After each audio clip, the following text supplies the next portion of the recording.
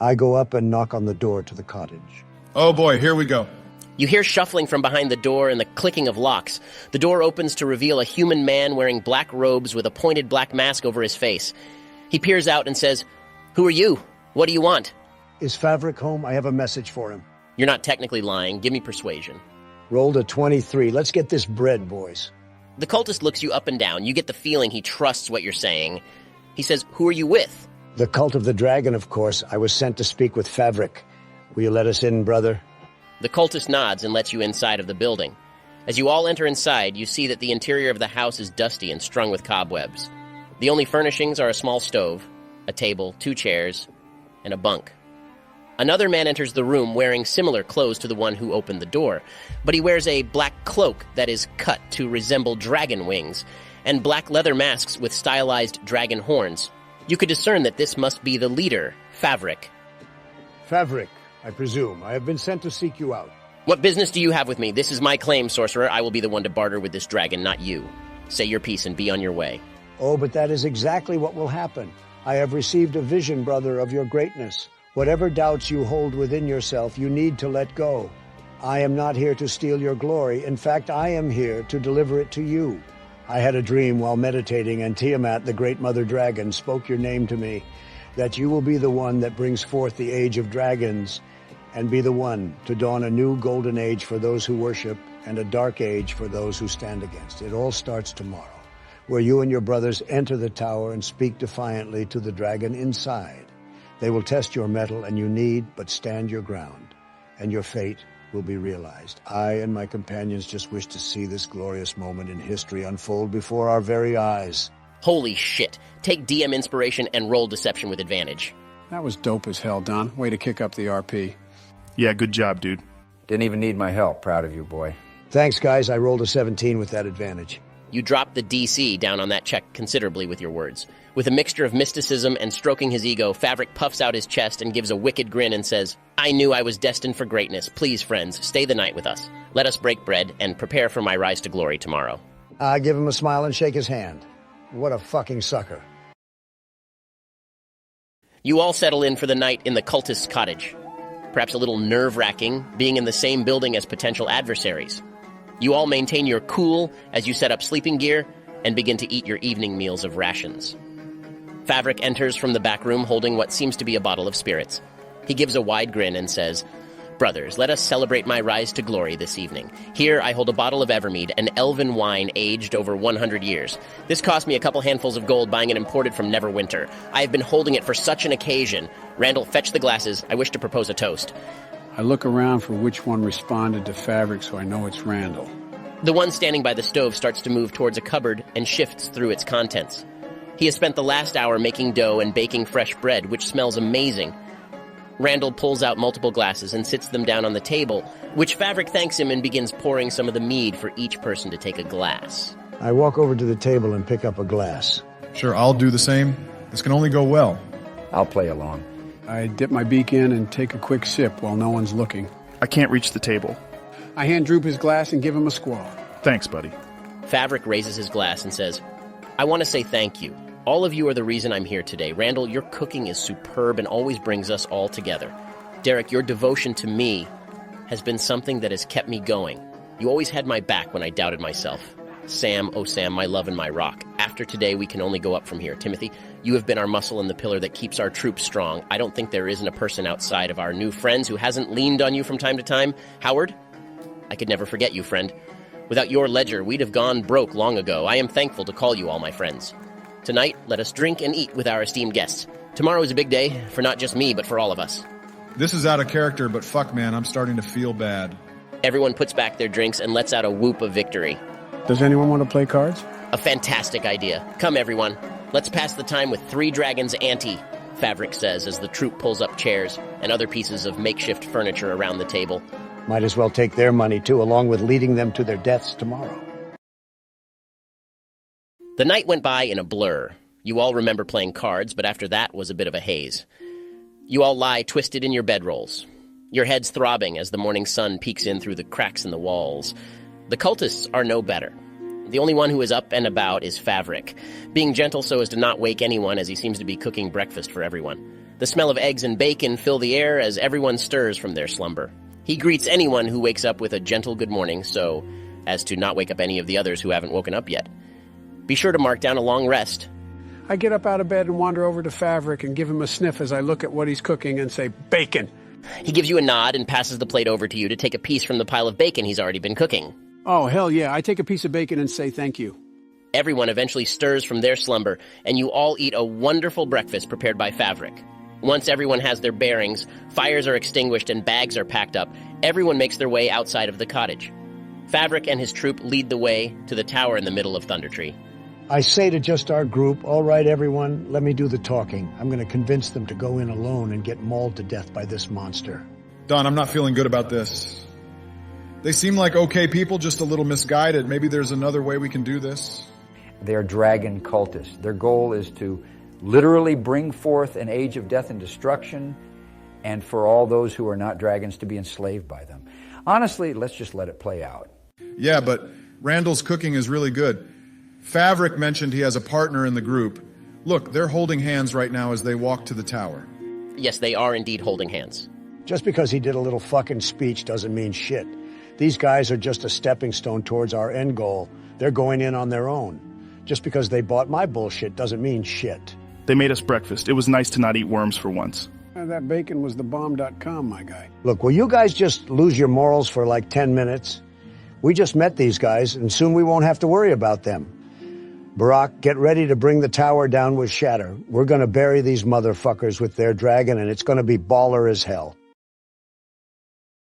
At the top of the hill stands a round tower with a cottage attached. Both are in good condition, although half of the tower's roof is gone. A door leads into the cottage, and several arrow-slit windows are visible in the tower. You can't help but notice an eerie quiet in the area and a strange, acrid smell in the air. Favreck's troop stops at the front door as Favreck himself turns to you all and says, Don, if there is any other words of wisdom you can bestow onto me, I would appreciate it. Of course, Favreck. My visions included you going inside of the tower with your companions. While I saw this, I was but a specter looking down on you and your brothers. Myself and my allies were absent, but I saw you walk into the main tower and speak to the dragon in Draconic. While I couldn't understand what you said, you were speaking firmly to the dragon. It tested you with a roar, but you stood your ground. This test won the dragon's favor. You must hold fast, dear Favreck. You will succeed. Favreck comes up to you, Don, and grabs your hand and shakes it before giving you a hug. Thank you, Don. I'm glad to have met you. Your vision has given me the confidence I need to take this final step. Think nothing of it, brother. Now go make history. Favreck and his troop of cultists head inside of the cottage connecting to the tower, the sound of the door closing lightly as they enter. All right, we don't have long. Start prepping spells and shit for when these dumbasses get their asses bit off. All right, I'm going to cast Shield of Faith on myself. My AC is now 21 while I maintain concentration. Troop, get over here. I'm going to lift you up so you can look in one of these arrow slits and you can tell us what you see. Okay, so this will only end goodly. I'm sure of it. I look up at the tower and find a good spot that would be weak enough for me to cast Shatter on so I can bring the whole thing down. Droop, Joe lifts you up and you're high enough to see inside of the arrow slit. Inside of the tower you see a pile of treasure. A large green dragon lies curled up over this treasure. It snores softly. The acrid smell only gets worse the longer you keep looking inside. Moments later, you see Favreck open the door leading from the cottage into the tower. Everyone in his troop looks afraid aside from Favreck, who is looking more confident than ever. Does anyone speak Draconic? I do. I bullshitted him when I said I didn't.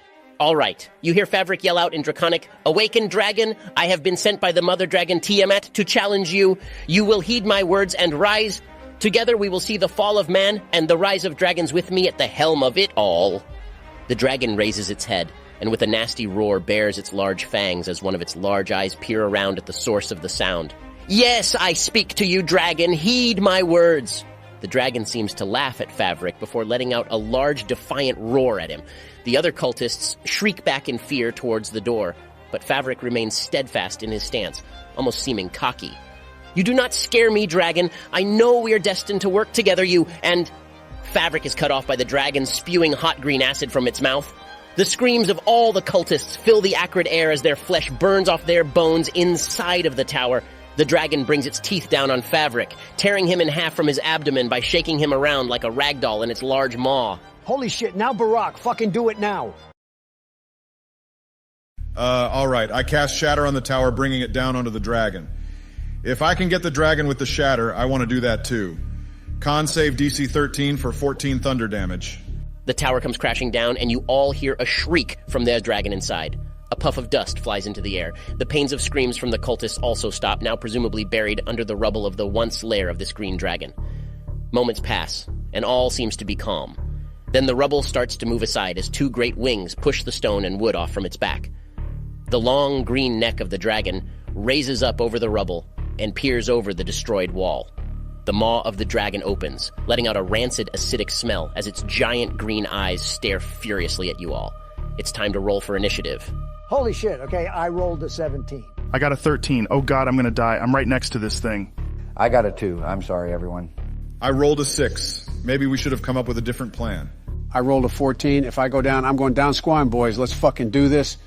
The dragon goes first. It brings its giant claws over the rubble and brings itself out of the remains of the tower with some effort. Now that the creature is free, you can see that this is a young green dragon. While not as fierce as its older ancestors, this is still a frightening beast to reckon with. Its chest expands, as if it is brewing another caustic blast as it goes to bite you, Joe. It brings its maw down on you for 17 piercing damage and 6 poison damage. Its claw comes swinging from its side to strike Droop, making contact and dealing 9 slashing damage. The other claw comes at you, Joe, right after it gave you just a nibble from its massive jaws. But you're nimble enough to dodge the strike. We're going to you, Don. Holy shit, I'm almost dead. This is not squaw. I'm gonna fucking die. I don't get death saves. All right, I got this. I'm casting a chromatic orb with a lightning element as a quickened spell, so I shoot it as a bonus action. I'm going to use my inspiration to roll with advantage. I got a fucking crit, baby. Rolling damage twice gets me 20 on the first and 17 on the second for a total of 37 lightning damage. Since that was a bonus action, I use Firebolt as my normal action, 18 to hit for 10 fire damage. Amazing turn.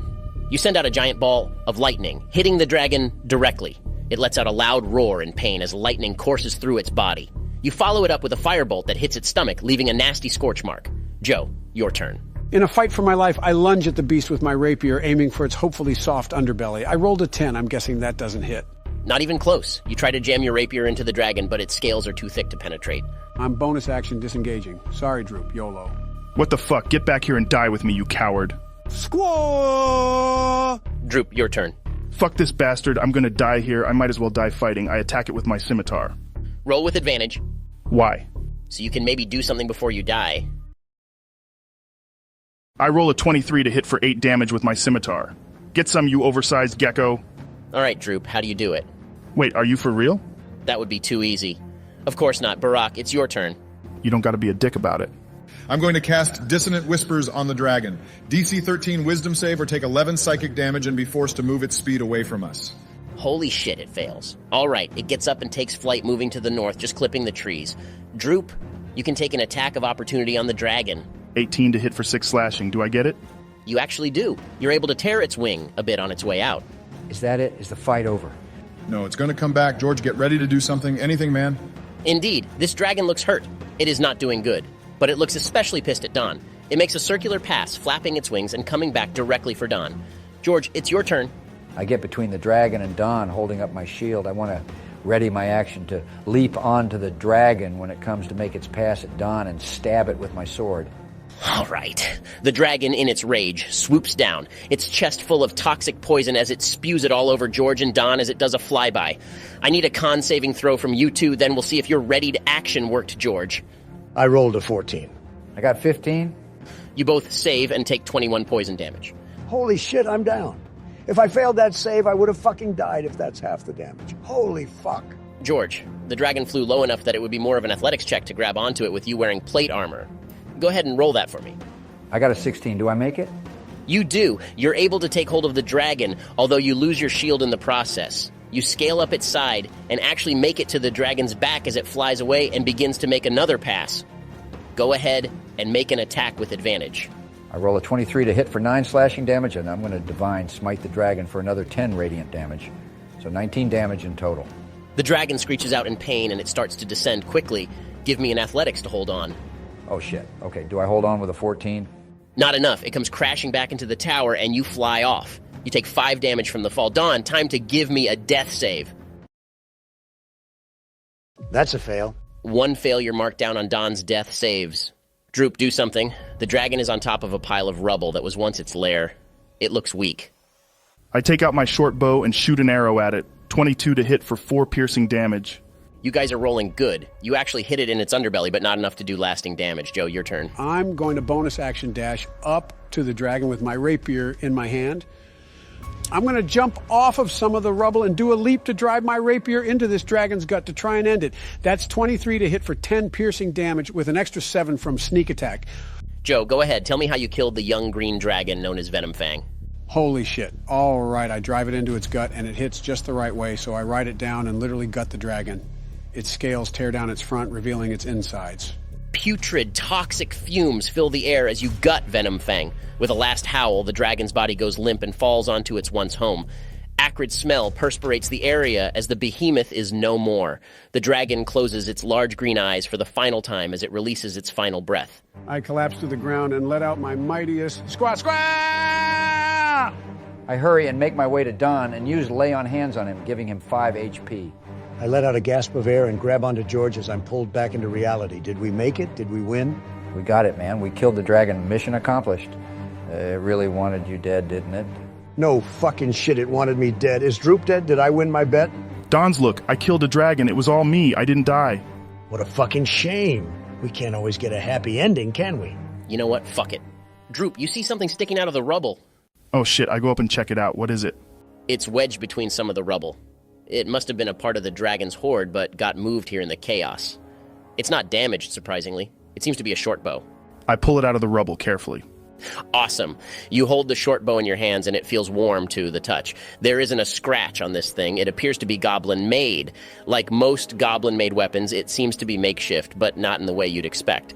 The wood on the bow seems to be pulled from multiple different types of wood, but fused together somehow, as if magic was used to fuse using the wood like this. As you pick up the bow and examine it, it begins to burn your palm. You pull your hand away and see that there is an etching being burned into the bow, writing something in Goblin. It takes a moment to burn into the wood, causing smoke to billow from the weapon. When the smoke clears, you see your name magically etched into the bow. With that, I want to say congratulations. Droop is now a level 3 ranger. Go ahead and start rolling up your sheet, buddy. That's baller as hell, Ben. Oh, great. We're stuck with him. I mean, great. That's awesome.